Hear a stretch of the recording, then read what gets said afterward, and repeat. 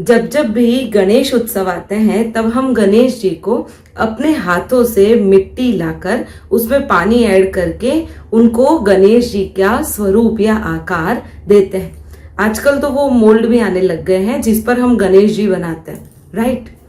उसके बाद हम उनके घर में स्थापना करते हैं, 10 दिन हो जाते हैं और उसके बाद हम उन्हें सम्मान पूर्वक जल में प्रवाहित कर देते हैं। बीच में कुछ ऐसा समय आया जिसमें पीओपी के गणेश जी रेडीमेड बाहर अवेलेबल होने लग गए और हमने खरीदना शुरू कर दिया। उसके बाद वापस जब एनवायरनमेंट को बचाने की बात आई तो वापस पीओपी के गणेशा के बदले हमने मिट्टी के गणेशा खरीदने शुरू कर दिए। पर ये जो हमारे फेस्टिवल है वो हमें बहुत सारी चीजें सिखाते हैं जैसे यदि आप मनुष्य शरीर सोचें तो टोटल 5 महाभूतों का बना हुआ है। पंच महाभूत का ये हमारा शरीर है, जिसमें सबसे प्रमुख जो पंच महाभूत में आता है वो है धरती, मिट्टी। हमने उसी से गणेश जी को बनाया। केवल गणेश जी ही नहीं, जब कभी भी महादेव जी का कोई फेस्टिवल होता है तब हम पार्थिव शिवलिंग भी इसी मिट्टी में से बनाते हैं। जब अभी दुर्गा का पूजा आएगी, दुर्गा माँ की पूजा आएगी, तब हम दुर्गा माता की मूर्ति भी इसी मिट्टी से बनाएंगे। आपको पता है, यदि हम ये कहते हैं कि हमारा शरीर मिट्टी से बना हुआ है, ये रिप्रेजेंट करता है सेंस ऑफ ईगो। हमने बार बार मिट्टी से मूर्ति बनाई और बार बार उसे विसर्जित किया। ये चीजें हमें पुनरावृत्ति सिखाती है। जब तक हम पुनरावृत्ति नहीं सीखते तब तक हमें अपुनरावृत्ति की समझ नहीं आएगी। आज हम पुनरावृत्ति के माध्यम से अपुनरावृत्ति सीखेंगे। हम सीखेंगे भगवत गीता अध्याय 5 श्लोक नंबर 17।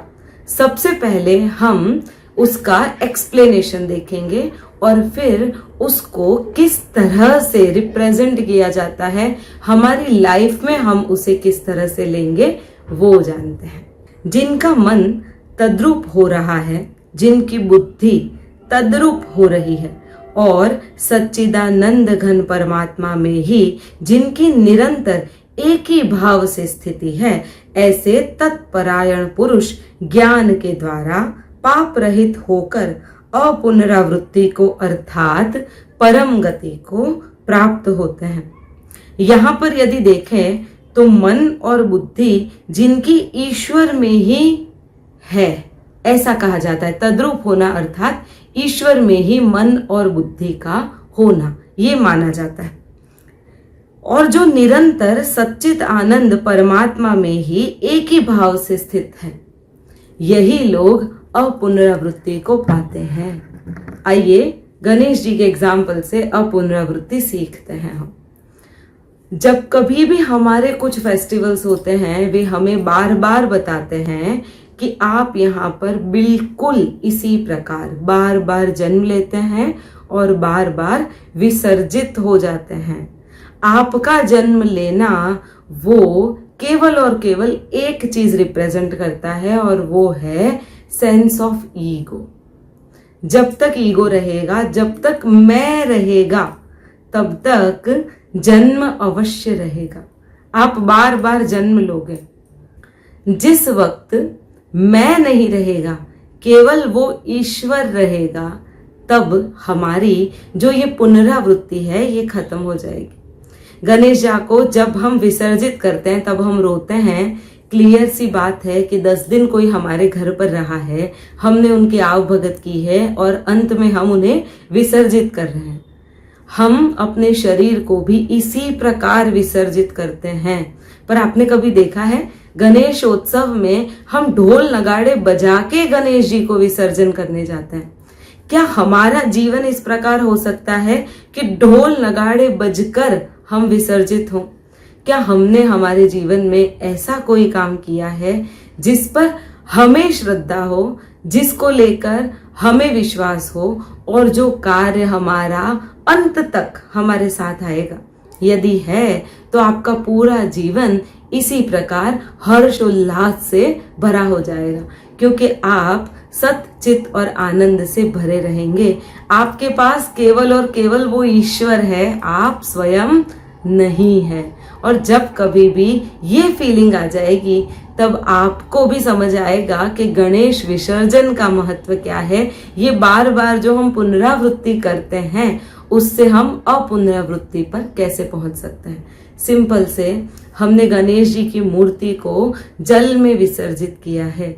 जल में विसर्जित करना, जल जो हमारा मन है उसमें हमने हमारे ईगो को विसर्जित कर दिया।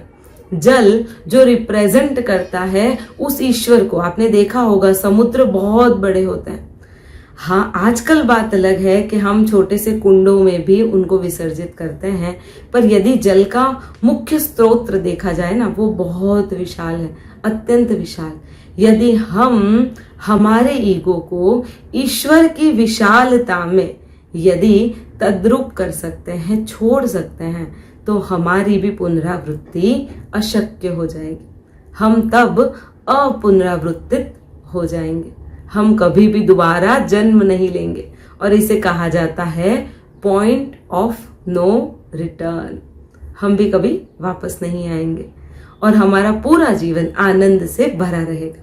यदि आपको ये पसंद आता है मेरा वीडियो, तो वीडियो को लाइक कीजिएगा, लोगों के साथ शेयर कीजिएगा, जिससे उन्हें भी थोड़ा बहुत समझ आए। क्योंकि क्रियाएं तो कर कर हम छोड़ देते हैं, पर क्रियाओं के पीछे का जो आशय है ना, उसे जानना बहुत ज्यादा जरूरी है। तो हम उसके पीछे के आशय को अपने मन तक, अंतर मन तक जाने और धीरे धीरे उसे अपनी आत्मा तक लेके जाएं। और हाँ, अभी तक यदि चैनल सब्सक्राइब नहीं किए है तो कृपया कर दीजिए। धन्यवाद। जय श्री कृष्ण।